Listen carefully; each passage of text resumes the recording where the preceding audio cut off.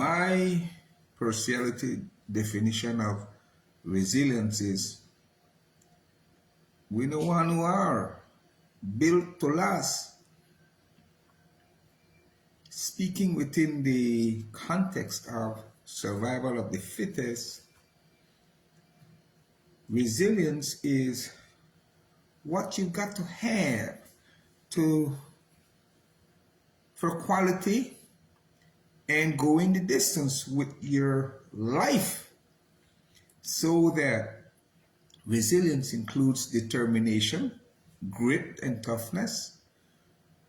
For resilience, in other words, says never quit, never die, to whomsoever and whatsoever.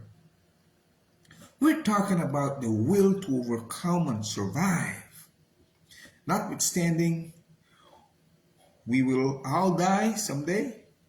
However, death is best suited when a person falls at a ripe old age. Agree? Not having to die from being murdered, an accident, or prematurely. Dying on your terms, which also means that your kindred folk let you go when you signal saying and meaning, let me go. So that out of their own selfishness, they don't either spend a boatload of dough, money, tying you to a darn life support machine. Kinfolk must learn to respect their relatives' wishes. Whenever a person says, or the person says, and truly means, I'm ready to die,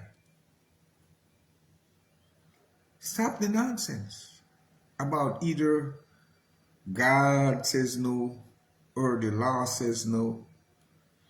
People should have the right and ought to die with dignity on their own terms, not suffering on a machine, not someone else's decision. Their own, it's their life, piece of life. For life is a shared commodity. So, to my mind, resilience says, notwithstanding we all, including myself, will die someday, I refuse to die, any other way but on my own terms. So let it be so. Be resilient in your approach to your lifespan, your 70. However, not only that, but in your everyday approach to life. In whatever you begin, you need to finish, drive to its conclusion or completion. However, not only that, in your everyday approach to life, from the time you wake up in the morning to the time you go to bed at night, in whatsoever you begin, you set your mind to do, don't be a quitter. Never half step. Hear me now. Never say die. Never cower. You must never relent. Give in. If and when you compete to win. Notwithstanding, my favorite word, your ultimate aim must always be, one of my favorite, to not be a copycat, an imitation of a Michael Jordan or anyone else. A rubber stamp, a chaser after the gold standard, Blaze your own trail. Break a ceiling. Don't become a mini-me to anybody. Create your own one-of-a-kind brand, becoming the very best version of yourself. You were born an individual after all, and as such, you are indivisible. One of a kind. Yeah, you were born a human being, and as such, born already knowing what you think and how you feel. And therefore, don't be raised like cattle. You only raise cattle. Parents must, engender a learning environment wherein they inspire children, Don't be using words like discipline and respect wrongly.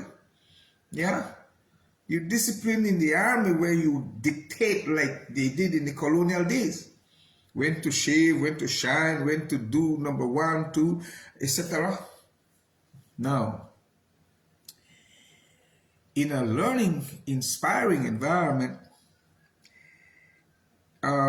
you engender love and appreciation for making one's bed, learning one's way around the kitchen and in the yard. Yeah? Having a passion for it, joyfully doing it. And so that discipline then turns into resilience. Yeah? You don't demand respect, not because a child is teeny tiny compared to your huge, structure, that you be there, manipulating, the child, bullying the child. No, that's not how you inspire. Respect me, because I'm bigger than you, older than you. No, respect is something that you earn. Inbox me. Yeah, challenge me on it. Come, I'll be here, sitting and waiting. But gather and bring your evidence. So I'm saying, right, notwithstanding, your ultimate aim must always be to not be a copycat, an imitation of someone else, a rubber stamp, a chaser after the gold standard, or a mini-me to anybody. Rather, create your own one-of-a-kind brand, becoming the very best version of yourself. You were born an individual, and as such, you are indivisible. You were born a human being already knowing how you think and feel. Therefore, don't let anyone raise you the way they raise cattle. Disallow society from putting you in a uniform.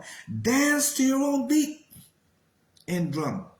Follow your heart when it comes to your ambition and vision. In finding your niche, that which you are passionate about and competent at doing, do it joyfully. Nobody will be able then to do what you do better than you. You don't need to believe in yourself, for that is purely psychological. Yeah? Such as to build confidence. That is psychology. Life is real. God is real. Nature. So hopefully are you. So you don't need to either be pessimistic or optimistic. Just be realistic. Yeah? Truth and reality are what come naturally. If you have to invent them, then they are lies. Truth and reality are related in that truth is something you come to realize and for yourself. It's when you go, now I got it. For reality never changes. You can only come to realize it, therefore. So, in seeing the clear path ahead of you, you'll be able to travel at lightning speed. It's not confidence you need, it's clarity. I always tell people, when it comes to my expertise, that's why they've dubbed me Perciality. It means one of a kind, because I cannot be beat. Nobody can do what I do better than me. I am about humanity's well-being and inner engineering. That is my forte. That is my niche. That's the message I deliver on this platform, from this platform every day. And in a couple months from now, we'll have the Wellness Center component to the messages I deliver.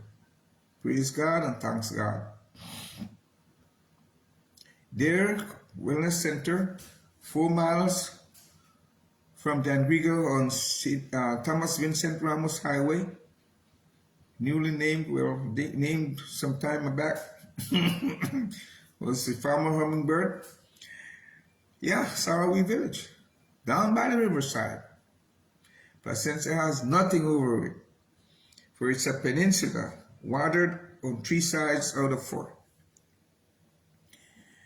A wellness center for dementia patients, people who are demon-possessed, so have spiritual issues, those with terminal illnesses, those who have gone into the pasture or placed in pasture, the able-bodied wanting spiritual enrichment. That's what our wellness center will be all about, both medically as well as Afro-herbal treatment. Yeah, for locals as well as tourists. We will have all experts on board, either on site or on call. My role, as you know, will be, I'm the visionary and will be the quality control for re-establish the brand. The one setting the tone and guaranteeing the quality of the product. So I'm neither arrogant nor confident. I am who I am. One seeing with clarity, who's not here to either be controlled by anyone or have anyone define me. And you should be the same way. I control the narrative, and that's how it will be.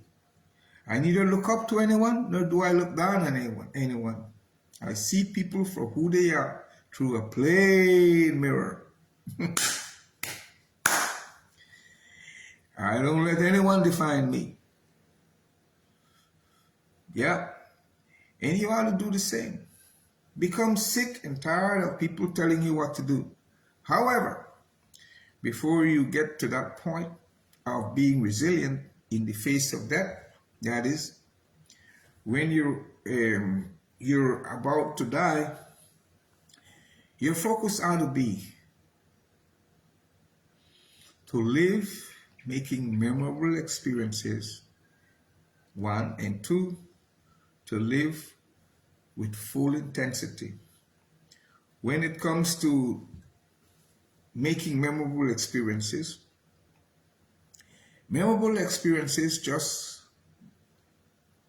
don't happen on their own, you know. What makes something memorable when you do it is when you're doing it for the first time.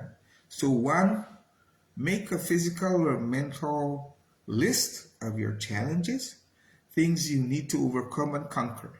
2, make a list of places you've always wanted to visit, things you've always wanted to do, except you may have never gotten the opportunity, had the time, yeah, or were able to put the resources together to get it done. 3, make a list of what, without which you are incomplete. You were born a complete human being, however, complete in all aspects, except what I'm referring to is to your unfinished business. Okay? For example, if you start a family, it's something that comes with responsibility. That's why children shouldn't be making children. For responsibility is really 2 words, response and ability. You need to have the ability to respond, the tools and wherewithal. The economics behind it and putting the time, etc. So, unfinished business is part of what you ought to make memorable experiences with, ensuring that you see to the well-being of your children and grandchildren, etc., from their cradle to their grave. For parenting is a lifetime responsibility. Not that you hold your children's hands throughout their lifetime, but that you make yourself available to them every step of the way. For example, that's the case of my grandchildren together and children together with their grandmother. Yeah, we consider ourselves the backup plan. That is the ones ensuring and investing in their educational and caregiving needs. Of course, parents are the primary. Living with full intensity. Well, in the old days, some people used to tell, when they tell their grandmother, I'm stressed, she would come back and say, you need to cut down, which is exactly the wrong thing to do. For both you and grandmother misunderstood the goings on with that. You with your misunderstanding about stress, and grandmother with this cut down business and mentality, as opposed to living with full intensity. For if you were carrying a calf when it were only 50 pounds, you'd still be carrying it when it becomes 250 pounds. The difference only then would be that it would make you stronger, yeah? Assuming you were following the right principles. Therefore, stress does not come from the environment. That's a misunderstanding. Repeat, stress does not come from the environment. It is the individual that stresses the load, not knowing how to carry it, even as it gets heavier. And grandma, respectfully, grandson or granddaughter, instead of cutting down, should live with full intensity. Intense, not tense on the inside.